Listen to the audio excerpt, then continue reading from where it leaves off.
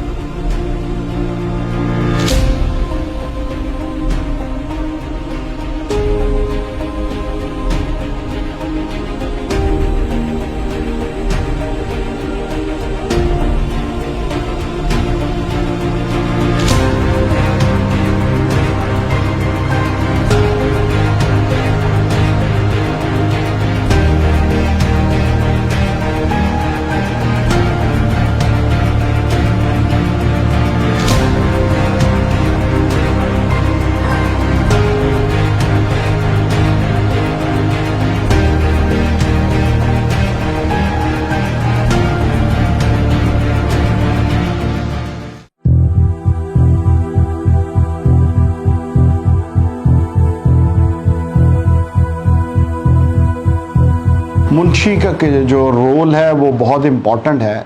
उसके बगैर legal system का चलना बहुत मुश्किल काम है।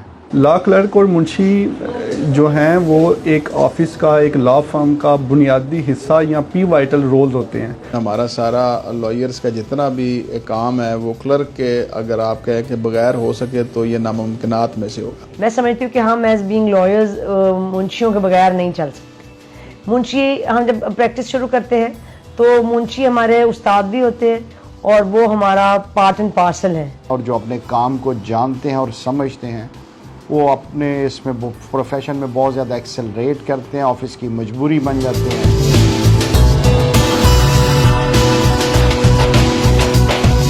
बुनियादी तौर पे जो क्लर्क का काम है वो फाइल प्रेपरेशंस का है।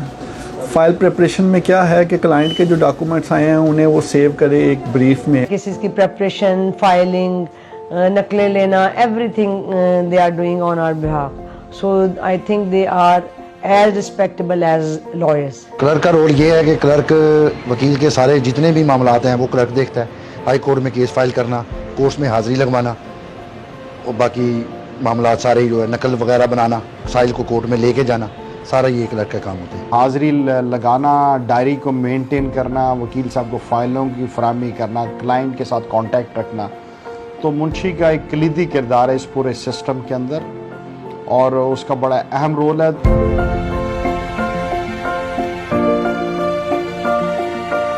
अनफॉर्चुनेटली अभी भी जो हमारी कचहरी प्रेमिसेस में जो क्लर्क्स काम कर रहे हैं वो सीना ब सीना इल्म से या वो सीखी सिखाई बातों से कर रहे हैं। उन्होंने कोई प्रोफेशनल ट्रेनिंग ऐसा नहीं ली हुई। मेरा ज़ाती ख्याल ये है कि जो मुंशी की एजुकेशनल क्वालिफ़िकेशन जितनी बेहतर होगी और जितना बेहतर वो इंग्लिश और उर्दू को समझता होगा, लिख सकता होगा और ब्रीफ तैयार कर सकता होगा तो उतना उसका जो रोल है वो बेहतर हो सकता है। मैंने तो ज़्यादा जो देखे हैं वो अंडर मैट्रिक होते हैं, वो इसी तरह सीना गज़ट के तौर पे वो एक ऑफिस में काम किया, फिर दूसरे ऑफिस में काम किया, फिर तीसरे ऑफिस में काम किया। लेकिन उसका कोई तालीम का ऐसा क्राइटेरिया नहीं है। लेकिन चूँकि ये लिखने पढ़ने का काम है तो वो अमूमन मैट्रिक होते हैं, कम से कम तालीम मैट्रिक होती है और ज़्यादा से ज़्यादा कुछ भी हो सकती है।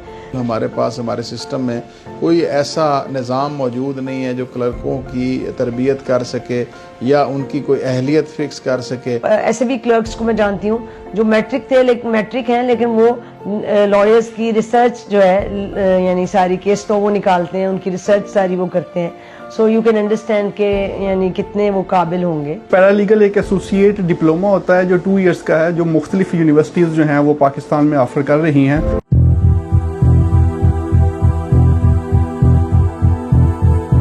देखो, प्रोफेशनल कॉम्पिटेंस के बगैर वो वकील के साथ चल ही नहीं सकता। को पता हो कि उन्होंने काम किस तरह से करना है और फाइलों को कैसे मेंटेन करना है, हाजिरी कैसे लगानी है, डायरी को कैसे मेंटेन करना है।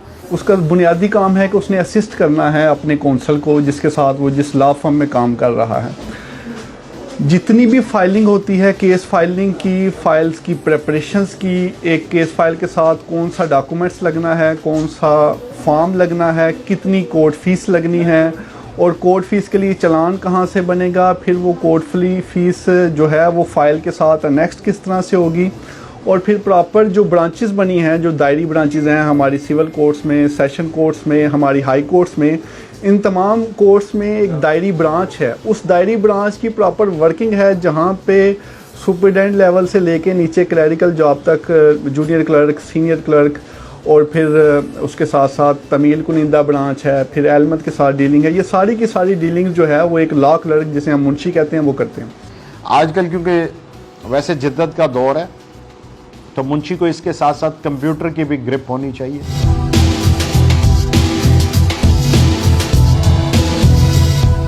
जुडिशल अकेडमीज़ सिविल जजेस के हवाले से तरबियत कर रही हैं, जैसे हमारा पंजाब बार काउंसिल लॉयर्स की तरबियत कर रहा है। इस तरह क्लर्क बार एसोसिएशन के अंदर पंजाब बार काउंसिल के साथ एक ऐसा जॉइंट प्रोग्राम होना चाहिए कि जिसके अंदर क्लर्क्स की पूरे तरीके से ट्रेनिंग होनी चाहिए, ताकि ये जो एक इम्पॉर्टेंट इनकी पोजीशन है उससे ज़्यादा फ़ायदा उठाया जा सके। एक चीज़ की हमें ज़रूर कमी है जो हम लॉयर्स के मुतल्लिक भी हम फील करते हैं कि एक प्रोफेशनल ट्रेनिंग की कमी है। तो मेरा ज़ाती ख्याल यही है कि मुंशियों के बारे में भी एक प्रोफेशनल ट्रेनिंग होनी चाहिए कि इनोवेटिव चीज़ है, ताकि उनको पता हो कि उन्होंने काम किस तरह से करना है।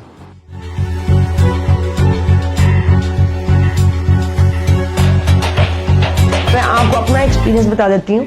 हमने तो हमेशा, जो मुंशी है ना वो हमारे उस्ताद हैं।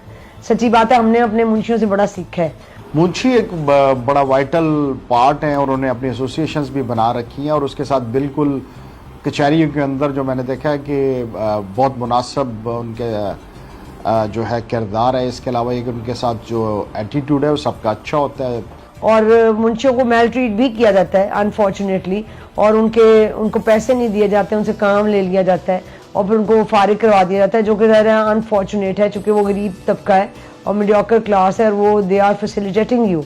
इसलिए मैं समझती हूँ कि इसको थोड़ा सा हमें मुकला को देखना चाहिए। लेकिन ओवरऑल क्लर्क्स के साथ लॉयर यूजुअली काइंड है, they look after them. In fact बहुत अच्छा रिलेशन है। अगर हम कोई गलती कर देते हैं तो फिर वो हमारे साथ थोड़ा सा गर्म वगैरह होते हैं, बाकी बदतमीजी नहीं करते हमारे साथ बहुत ज़्यादा। जो सियाने और काबिल मुंशी और पुराने हैं उनको तो कोर्ट के अंदर भी इज़्ज़त होती है कि जज साहबान भी समझते हैं कि ये फ़लाँ का मुंशी, और उसके मुताबिक चीज़ों जो है आगे लेके चलती हैं।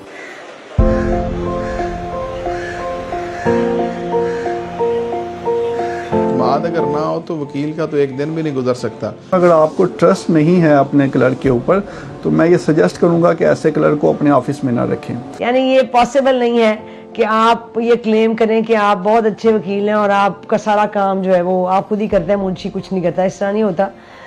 ये ट्रस्ट का ही रिलेशनशिप है जो हमारा अपने क्लर्क्स के साथ होता है।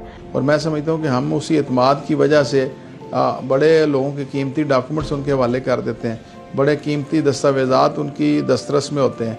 तो ये सारी की सारी चीज़ें जो है मैं समझता हूँ कि एतमाद की बुनियाद पे ही कायम है, और उसी ट्रस्ट की बेसिस पे वो हमारे क्लाइंट्स को हैंडल करते हैं, हमारे केसेस को लुक आफ्टर करते हैं और हमारी फीसें भी इवन लेते हैं, और उसको सारा दायरा है चूँकि वो हमारे साथ कनेक्टेड होते हैं। सो मैं समझती हूँ कि ट्रस्ट के बगैर ये रिलेशनशिप नहीं चल सकता।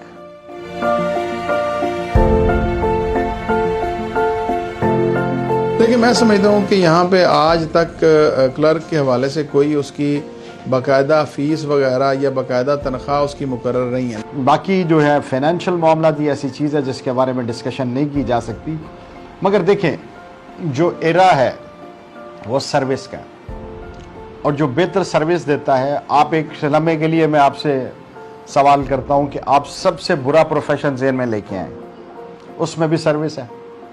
आप एक लम्हे के लिए दोबारा सबसे नोबल और अच्छा प्रोफेशन जेन में लेके आए, उसमें भी सर्विस है।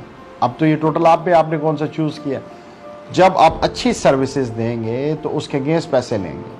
वकील साहब को कभी वो क्लाइंट आके पैसे नहीं देगा बगैर किसी काम के ही पैसे मिलते हैं।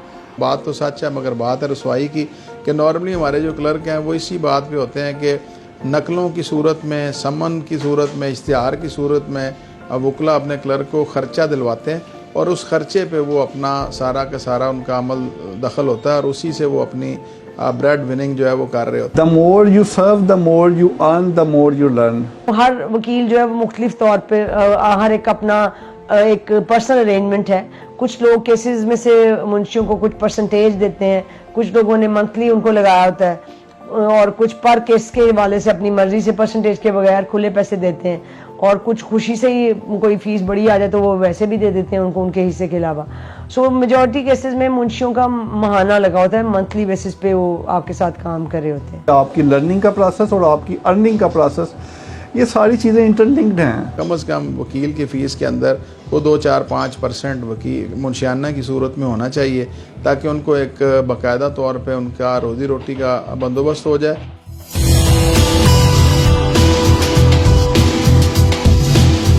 वकील साहब के खिलाफ तो बार काउंसिल एक्ट के तहत कार्रवाई हो सकती है, मुंशी के खिलाफ फिर सो मोटो एक्शंस होते हैं। क्लाइंट और लॉयर के दरमियान तो कानून बड़ा क्लियर है और जहाँ तक बात है कि क्लर्क का क्या है, क्लर्क का सिर्फ इस हद तक है कि he has to look after that client. सिर्फ उसी तरह कार्रवाई हो सकती है जिस तरह एक आम शहरी के खिलाफ होती है, नेग्लिजेंट अगर उसका एटीट्यूड है, अगर केस उसकी वजह से डीएनपी हो जाता है, किसी की प्रॉपर्टी ट्रांसफ़र हो जाती है या किसी को उसकी वजह से नुकसान पहुंचता है तो उसके खिलाफ डैमेजेस या चीज़ें की जा सकती है।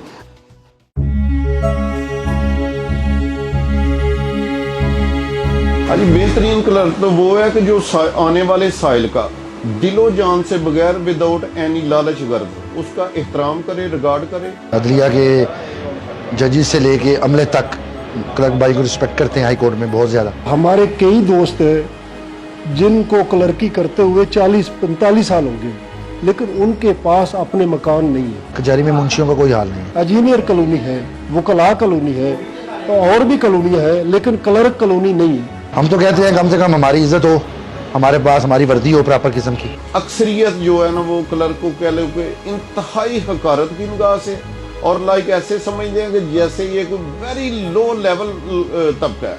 कई ऐसे भी क्लर्क हैं 50-50 साल हो गए वो अपना मकान नहीं बना सके।